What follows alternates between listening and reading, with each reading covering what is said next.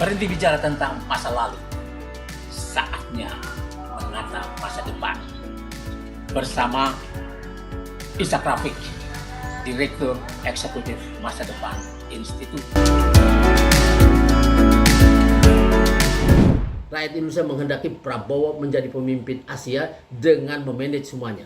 Tapi tentu saja di dalam negeri harus beres dulu. Di dalam negeri ada 4 hal yang harus dilakukan Prabowo. Yang pertama, mencabut PSN yang sudah menghasilkan kemiskinan yang luar biasa dan perebutan, perampasan tanah-tanah rakyat di wilayah strategis dan mengandung tambang dan mineral dengan cara yang brutal dengan menggunakan aparat negara untuk kepentingan investasi.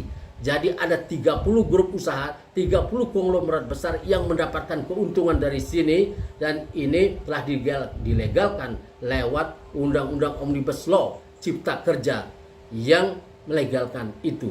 Nah, Prabowo tugas pertamanya tentu saja mencabut ini. PSN harus dihentikan dan PSN nanti harus menjadi program negara. Yang mana yang harus menjadi PSN, proyek strategis nasional, dan yang mana bukan yang dari swasta kemudian dikasih stempel dan kemudian mereka petantang-petenteng merampas tanah-tanah rakyat.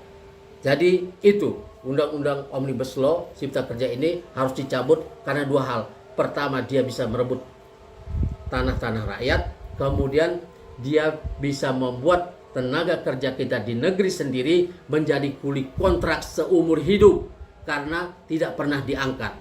Tidak ada batas di undang-undang ini. Harus dikembalikan kepada Undang-Undang Nomor 13 Tahun 2003 di mana ada batas perusahaan harus mengangkat karyawan, menjadi karyawan tenaga kerjanya setelah maksimal 2 tahun masa percobaan. Ini memberi keamanan juga dalam urusan UMR. Harus dibuat itu cukup untuk hidup keluarga mereka. Nah, kemudian yang kedua adalah melunakkan dolar.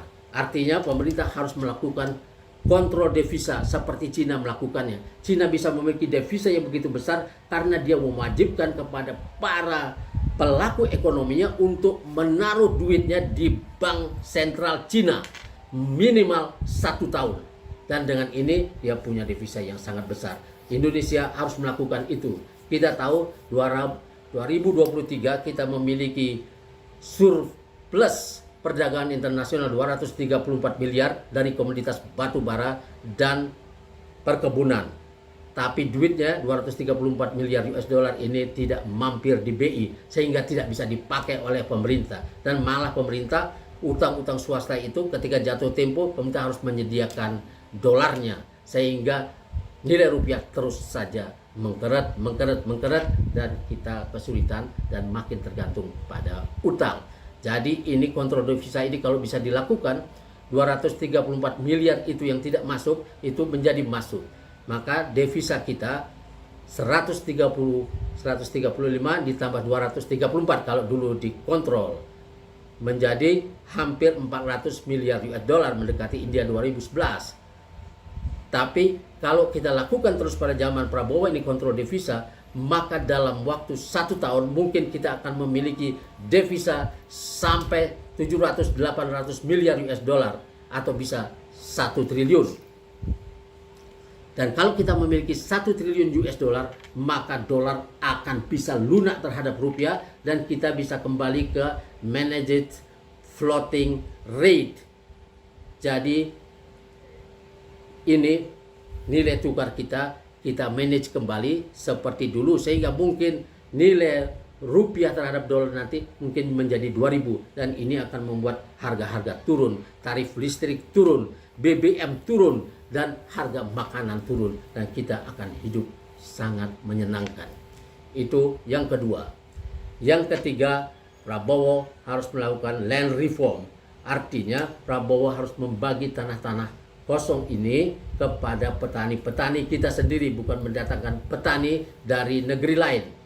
Dan ini ada 11 juta hektar yang bisa dibagi yang sudah dicatat pada zaman SBY. Itu tinggal dibagikan saja dan pemerintah melakukan transmigrasi lokal, transmigrasi modern dengan mencetak tanah-tanah itu menjadi sawah dengan irigasi teknis. kemudian membagi pupuk dan bibitnya kepada petani. Petani didatangkan ke situ bisa langsung bekerja dan sertifikatnya diberikan gratis. Dengan catatan tidak boleh dijual selama 5-10 tahun ke depan. Dengan begitu pada 6 bulan sampai 1 tahun pertama pemerintah harus menjamin hidup para petani ini. 14,7 juta yang gurem ini bisa melepaskan diri dari kemiskinannya yang akut. Dan di sini pemerintah tanggung dulu selama 6 bulan sampai 1 tahun makan mereka. Setelah itu mereka akan produktif dan pemasarannya dibantu oleh pemerintah, oleh BUMN yang canggih untuk memasarkan produk-produk mereka ini agar tidak membusuk di sawah atau di jalan. Dan ini memerlukan peranan pemerintah. Nah, ini baru kita pajakin mereka. Kita akan menjadi negara yang sangat makmur. Kemudian tidak ada lagi perampasan tanah-tanah yang sudah terjadi, itu harus diambil kembali 3,3 juta hektar yang diserobot oleh para pengusaha perkebunan yang mau diputihkan oleh Luhut Binsar Panjaitan. Kalau Luhut juga terlibat dalam urusan ini, memperkaya orang lain atau memperkaya diri sendiri dan grup usahanya, maka dia harus ditangkap juga para penyerobot tanah ini. Tidak ada lagi yang seperti itu. Kemudian yang keempat, Prabowo harus membangun sistem pendidikan dengan kesadaran geografis, karena geografi kita berbeda dengan negara-negara tetangga dan negara-negara lain. Kita memiliki laut yang luas, daerah-daerah yang dikelilingi di pantai dan di pinggir danau, sungai dan lain sebagainya ini tidak perlu sama pendidikannya dengan orang kota. Kemudian yang di daerah-daerah subur harus ada pendidikan yang mengajak mereka hidup dengan tanahnya. Di daerah tambang bagaimana hidup dengan tambang. Demikian. Wassalamualaikum warahmatullahi wabarakatuh.